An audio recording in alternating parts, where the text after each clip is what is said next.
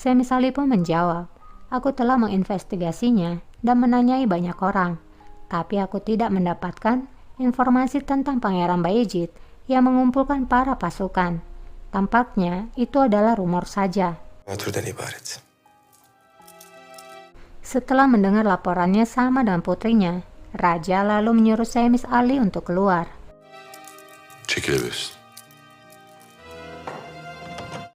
Raja pun menyuruh Mirima duduk di sebelahnya. Raja menyampaikan, Mirima, jika kamu ingin membela adikmu, beritahukan pada aku tentang kebenarannya. Beritahukan aku, sehingga hal ini bisa diselesaikan, sebelum hal ini semakin besar. Mirima pun menunduk, namun kemudian ia menjawab, aku tidak menyembunyikan apapun darimu.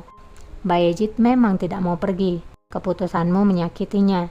Dia menanyakan, mengapa kamu mengirimkannya ke Amasya, padahal ada begitu banyak provinsi lainnya. Tapi kemudian aku berbicara padanya dan meyakinkannya. Aku bersumpah padamu, kalau Bayezid akan meninggalkan Kutahya. Raja pun berkata, aku harap dia akan belajar. Permusuhan antara persaudaraan harus segera berakhir. Mirima berkata, Raja, kamu selalu menyalahkan Bayezid untuk segala hal yang buruk. Namun hal itu tidak benar. Selim selalu memprovokasinya, karena Selim tahu bagaimana sifat dari Bayezid. Lalu kemudian, Selim datang padamu dan mengeluh. Raja pun menjawab, aku tahu kelemahan Selim, dan aku siap melakukan apapun agar dia bisa menyingkirkannya. Tapi ketidaksempurnaan Selim hanya merugikannya, sedangkan ketidaksempurnaan Bayezid melukai kakaknya dan aku. Itulah masalahnya.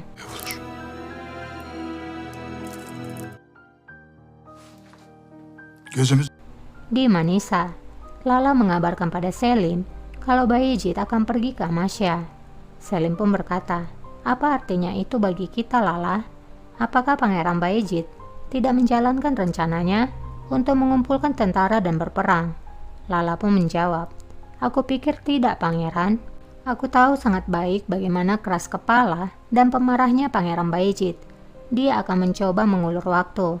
Namun bagaimanapun juga, perjalanannya ke Amasya menguntungkan diri kita. Dia tidak bisa mencegat kita sekarang.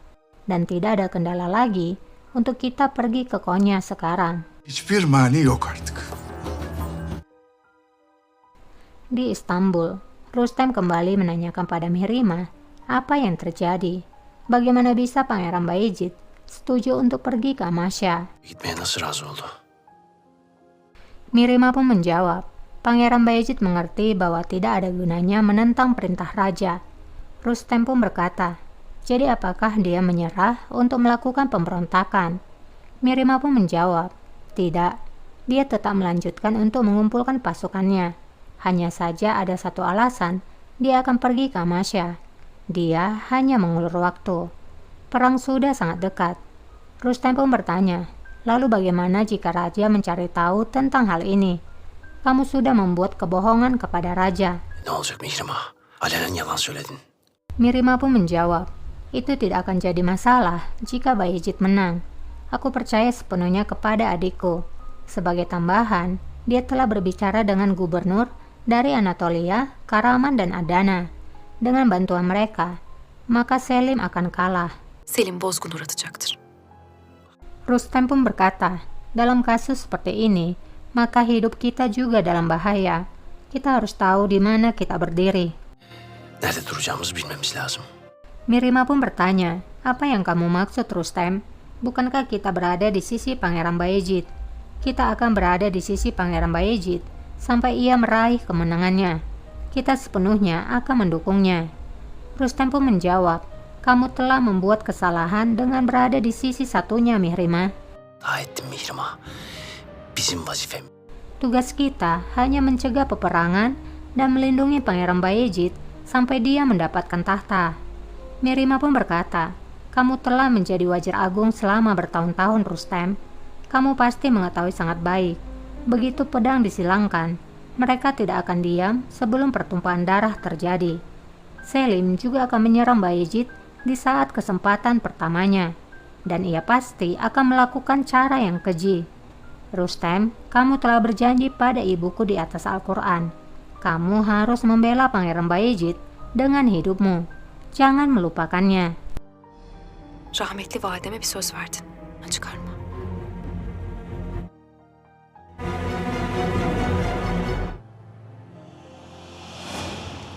Di Amasya, Bayezid telah tiba di Amasya.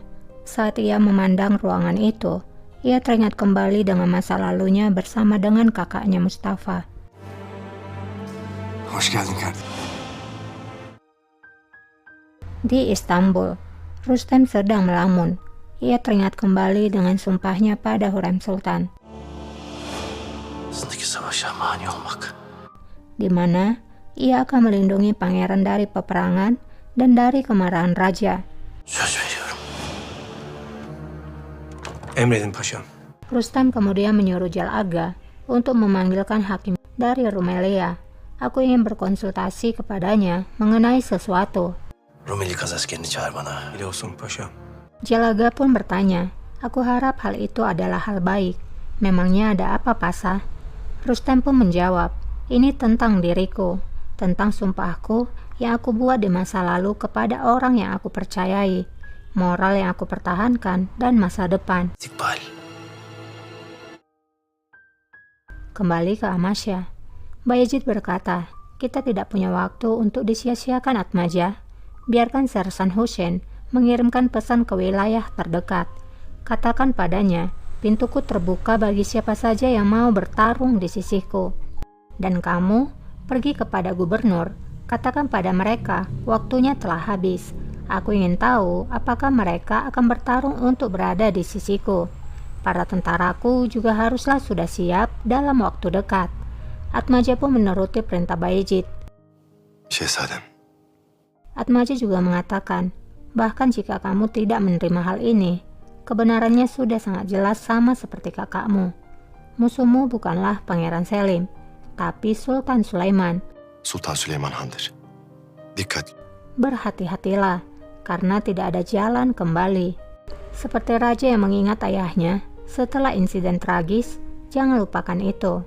Bayezid pun berkata, kamu ingin mengatakan padaku, agar aku tidak berjalan menuju ke kematianku seperti Mustafa. Atmaja pun menjawab, terkadang kamu tidak bisa merubah masa lalu. Düşünüyorum. Bizim kaderimiz nerede değişti? Namun berbeda dengan takdirmu yang akan berubah. Aku teringat dengan Pangeran Mustafa, pangeran kita yang tidak berdosa, pangeran kita dan hati nuraninya. Seharusnya Pangeran Mustafa memberontak sejak hari pertama setelah dia diasingkan ke Amasya, seperti dirimu. Kemudian segalanya akan berakhir berbeda. Tapi sekarang masa depanmu akan berubah dan tidak seperti dirinya. Di masa depan, kamu akan memenangkan peperangan ini. Olacaksınız. Bayezid berkata, takdirmu ditentukan oleh sifatmu Atmaja.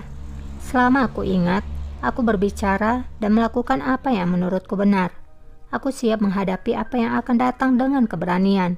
Semoga Tuhan membantu kita. Yardımcımız olsun. Amin. Kaz asker efendi. Di Istanbul, Hakim dan Rustem nampak sudah bertemu. Rustem pun berkata, aku akan senang menggunakan pengetahuanmu dan pengalamanmu. Ada sesuatu yang penting yang ingin aku tanyakan.